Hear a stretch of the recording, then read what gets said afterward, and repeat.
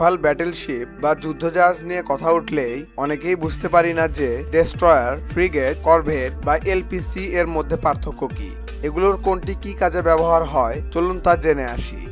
মূলত প্রাথমিকভাবে যুদ্ধজাহাজগুলোর আকৃতি, আকার এবং অস্ত্রবহন সক্ষমতার উপর ভিত্তি করে নির্ধারণ করা হয় এটি কোন শ্রেণীর যুদ্ধজাহাজ।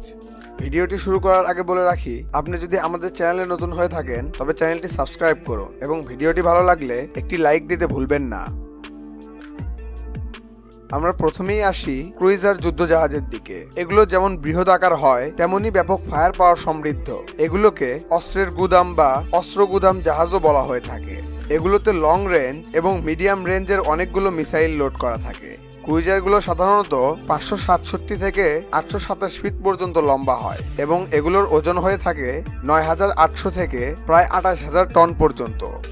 ক্রুইজার যুদ্ধজাহাজগুলোতে থাকা মিসাইলগুলোর মধ্যে ব্যালিস্টিক মিসাইল এবং long range air defence missile অন্যতম।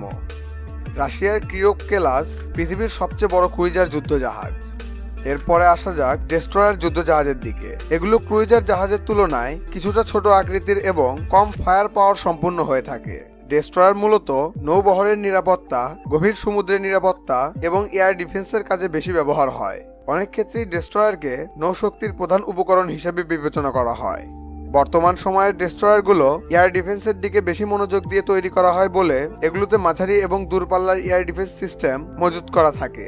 এছাড়াও ক্রুইজার মিসাইল এবং অ্যান্টিশিপ মিসাইলও বহন করে এগুলো। ডেস্ট্রয়ারগুলো সাধারণত 450 থেকে 550 ফিট পর্যন্ত লম্বা হয় এবং এগুলোর ওজন হয় সাধারণত 5000 থেকে 11000 টন পর্যন্ত। বর্তমান দক্ষিণ কোরিয়ার সিজং দ্য গ্রেট ক্লাস এবং যুক্তরাষ্ট্রের ইউএসএস জুম ওয়ার্ল্ড ক্লাস পৃথিবীর সবচেয়ে বড় ডেস্ট্রয়ার।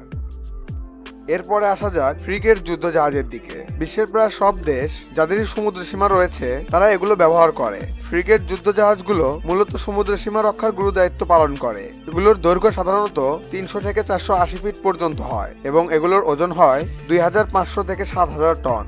ফ্রিগেটে অস্ত্র হিসেবে অ্যান্টিশিপ মিসাইল, স্বল্প এবং মধ্যম পাল্লার air defence missile, rocket launcher এবং নেভাল ক্যানন থাকে।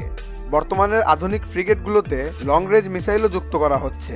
এছাড়াও হেভি উন্নত অস্ত্রশস্ত্রের কারণে এগুলোকে লাইট ডিস্ট্রয়ার বা হেভি ফ্রিগেটও বলা হয়ে থাকে। এরপরে আসা যাক করভেট যুদ্ধজাহাজের দিকে। এই ক্যাটাগরির যুদ্ধজাহাজগুলো সাধারণত উপকূলের নিরাপত্তা এবং ম্যারিটাইম ইকোনমিক জোনের নিরাপত্তার কাজে বেশি ব্যবহৃত হয়। করভেটে সাধারণত মধ্যম পাল্লার অ্যান্টিশিপ মিসাইল এবং স্বল্প পাল্লার air defence missile, rocket launcher এবং টর্পিডো টিউব থাকে। করভেটের আকৃতি 240 থেকে 360 ফিট পর্যন্ত লম্বা হয় এবং এগুলোর ওজন হয় প্রায় 640 থেকে 3500 টন পর্যন্ত। বর্তমান সময়ের বেশিরভাগ করভেটই ফায়ার পাওয়ারের দিক থেকে অনেক ডেস্ট্রয়ারের সমকক্ষ, তাই এগুলোকে লাইট ডিস্ট্রয়ার বা হেভি করভেটও বলা হয়ে থাকে। যেমন বাংলাদেশের স্বাধীনতা ক্লাস করভেটটি একটি লাইট ডিস্ট্রয়ার, কেননা এগুলোতে অসম্ভব ফায়ার পাওয়ার রয়েছে। করভেট স্বল্প মাত্রার নৌযুদ্ধে ব্যাপক কার্যকরী এবং ফ্রিগেট ও ডিস্ট্রয়ারকে কাভার দিতেও সক্ষম। এরপরে আসা যাক ওপিভি এবং এলপিসি এর দিকে। যুদ্ধজাহাজের মধ্যে সবচেয়ে ছোট ক্যাটাগরির নৌযান। উপকূল এবং নৌবন্দর পাহারা দিতে এগুলোকে ব্যবহার করা হয়। এগুলোতে অস্ত্র হিসেবে রকেট লঞ্চার, নেভাল গান, নেভাল মেশিন গান এবং মধ্যম পাল্লার রকেট লঞ্চার থাকে। তবে কিছু কিছু ওপিভিতে স্বল্প পাল্লার মিসাইলও বহন করা যায়। এগুলো ছাড়াও কিছু কিছু নেভাল বোর্ড থেকে আক্রমণ করার জন্য সেগুলোতে রকেট লঞ্চার এবং মিসাইল লঞ্চার বসানো হয়। তবে এগুলোকে যুদ্ধজাহাজের কোনো ক্যাটাগরিতে ধরা যায় না, এগুলোকে বলা হয়ে থাকে অ্যাটাক বোর্ড। তো আশা করি এই ভিডিওটি দেখার পর ফ্রিগেট, করভেট এবং ডেস্ট্রয়ারের মতো যুদ্ধজাহাজগুলো চিনতে আপনাকে বেশি বেগ পোহাতে হবে না। এমন আরো ভিডিও দেখতে আমাদের চ্যানেলটির ভিডিও ট্যাব থেকে ঘুরে আসুন এবং চ্যানেলটি সাবস্ক্রাইব করতে ভুলবেন না।